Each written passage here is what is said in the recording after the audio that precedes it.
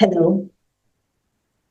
I want to talk about what the true purpose of a relationship is. And before we get into that, I want to actually define what a relationship is. Well, relationship is a means through which we actually know ourselves better, through which we find out who we really are. So in this sense, we have a relationship with many things in our life, many people in our life, and many aspects of our life. So we have a relationship with our own self.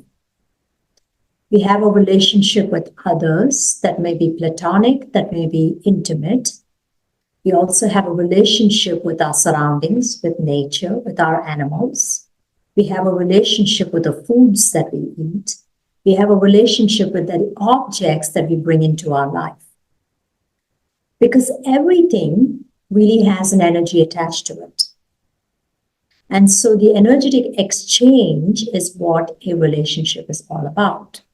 And a relationship is actually here to show you aspects of yourself that you haven't discovered outside of the relationship. So whether that's a relationship with an intimate partner, or whether that's a relationship with a friend, or whatever that relationship is. If you go mountain climbing, it's an aspect of yourself that you are discovering through that act of mountain climbing, having a relationship with the mountain. Rock climbing, same thing. So it's aspects of yourself that you're relating back to ultimately. There are 8 billion people on the planet. And the thing is, whether you know them or not, you actually have a relationship with all 8 billion people on the planet. Now, whether you choose to be in a relationship with all 8 billion people, that's a different story. So with that said, I want to get into why there's so much trouble for us to understand what a relationship is here for in our lives. So one reason we have trouble clearly identifying why a relationship is something that we have wanted is because we're not actually clear what a relationship's purpose is. Okay. So when we start to look at all relationships as a way to grow ourselves, we can actually embrace the concept that a relationship is going to show us all the parts of ourselves that we actually haven't taken ownership of. So for those of you who are avoiding being in a relationship, what you are really avoiding is being in a relationship with yourself. Now, I'm not saying you have to be in an intimate relationship. What I'm saying is that an intimate relationship is the one that will show you at the most micro level the relationship that is off within yourself. And also the part that's actually great within yourself, when you actually do relate with yourself at a fantastic level. So now with this understanding, our expectations of the relationship are what I call normalized expectations, which means we do not expect anything unreasonable from the relationship. A relationship is not here to complete you in any way.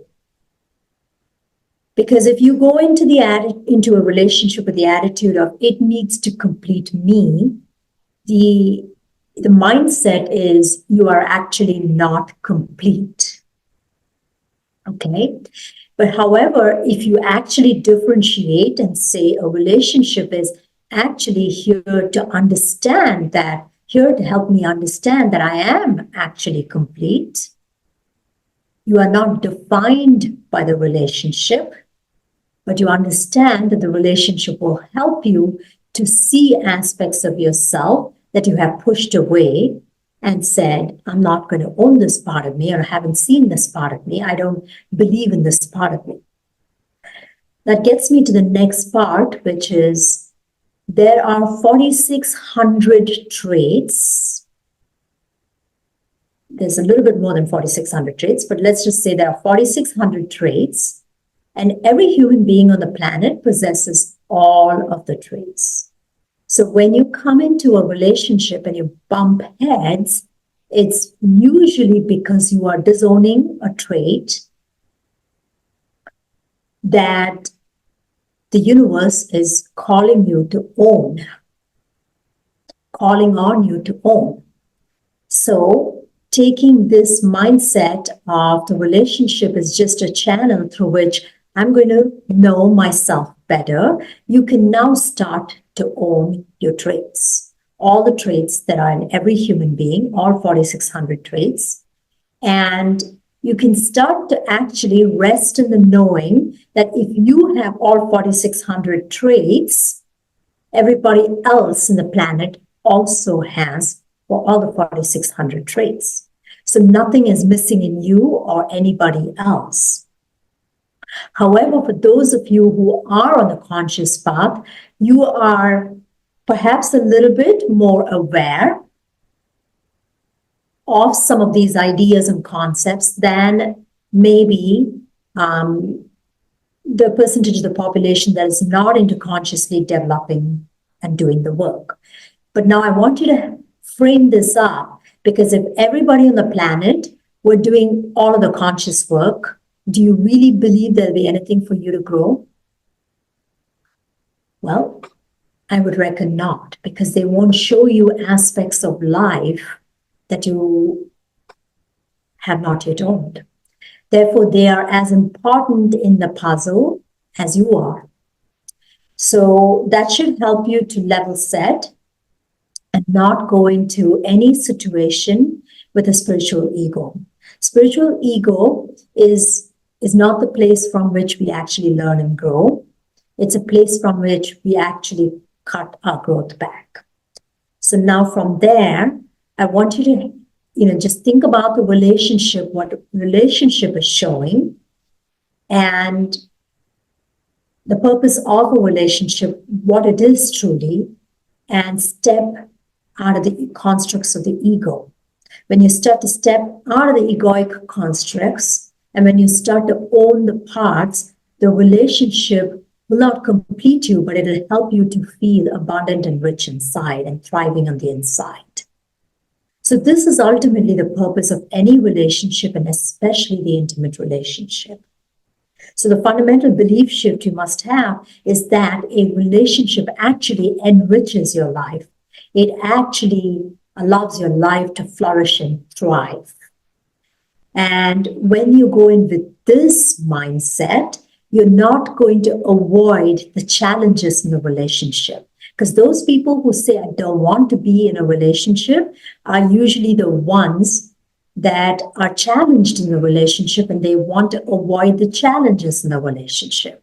But instead, if you look at the relationship as challenging you and also supporting you to grow, now you have a fundamental belief shift in the way you approach the relationship, and your expectations are at ground zero instead of being at the height of the sky. And when you can go in with the attitude of, I know I'm going to have tough moments. I know I'm going to have moments where I connect with my partner and agree with my partner as well.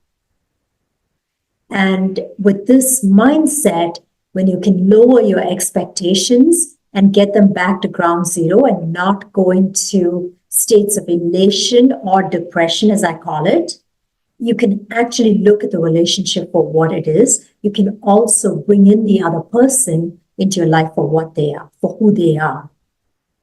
Now, when a relationship is in your life, you want to actually frame it up and approach it in a way like as if it is a third entity. Okay? So you have the idea of yourself, you as a personality, as a person on this planet. Then you have the idea of the other person being an entity onto themselves. So that is a separate entity. And then in a relationship, there's also an us entity, which is let's say the third entity, which is the relationship itself. So now what we want to do is when we enter into a relationship with somebody, we want to acknowledge, I don't care whether it's a pet or whether it's an intimate relationship, we want to acknowledge that there is you, there's the other, and there's a relationship bubble. And when you can approach it in this way, you will start to shift the way in which you think in a relationship and act in a relationship, the way that you function in a relationship, and you can start to see that the other person is actually showing you a way to balance yourself by not compromising, but by actually honoring their whole entity and bringing them completely into your world. And then you also have this idea of you permeating their being and being part of their world. And as you start to do this more and more, the entity of the relationship starts to thrive. I want to differentiate, though, between you starting to take somebody as a whole within yourself and you starting to lose the construct of yourself. There's a difference there. And the difference is this: you keep everything and every aspect of who you are in a relationship, and then you bring in every aspect of the other person into your life, into the relationship, and into your world. That is a complete picture. And as you learn and grow together, you will have more aspects that you can bring back into yourself. They will have more, the other side will have more aspects they can bring into themselves. And this is what allows the relationship to grow. In the beginning stages, this can feel pretty challenging because a lot of us get stuck in the honeymoon period. In the honeymoon period, things feel like they're floating really easily. We only see the positive sides to a person. But know that everybody on the planet has positive and negative sides to them. So this is what the 4,600 traits are. They are positive traits, there are negative traits. And when we can include all of the traits, then we start to become whole. For example, if I said to you that you are always 100% kind and empathic toward everybody, you look at me and say, that is absolutely not true. There are moments when I lose it, I'm actually not as kind. So what we want to do is we want to acknowledge that there are opposites to our traits, opposite characteristics and to each of our traits, and that the opposite characteristics to our traits are ways for us to actually embrace the wholeness that's already within us. When we feel whole and complete in our situation, there's nothing for us to give or take. There's nothing for us to feel ashamed of within ourselves. It doesn't mean that we don't change, but we change toward understanding our wholeness rather than trying to change ourselves to comply to society's view of who or what we should, who we should be or what we should do. And so we can allow ourselves to have this experience of being authentically us without robbing another of their opportunity to be themselves. So when it gets toxic is when we give ourselves the permission to be ourselves, but then we don't give the other side to be who they are, to be themselves. And this is when it can get toxic, it can get imbalanced.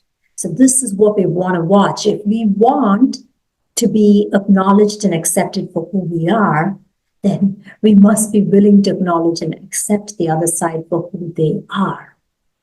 And that is what the relationship is going to constantly remind us. So when we can bring in all the surface aspects that we had learned to discard in order to assume the personality that we did in this lifetime, we also have the opportunity through our intimate relationship and those specific experiences that we perceived to be one way to actually see the grand order and the perfection of our wholeness in that moment. And this is when we start to actually feel abundant and rich in our relationships, because it's a space where nothing is actually missing. And when we know and feel that nothing is missing, we're going to open our hearts wide. We're going to allow people to step into our own hearts, and we're going to be able to give ourselves the ability to step into their hearts with freedom and love. And this is what relationships are really here for. Have a good day.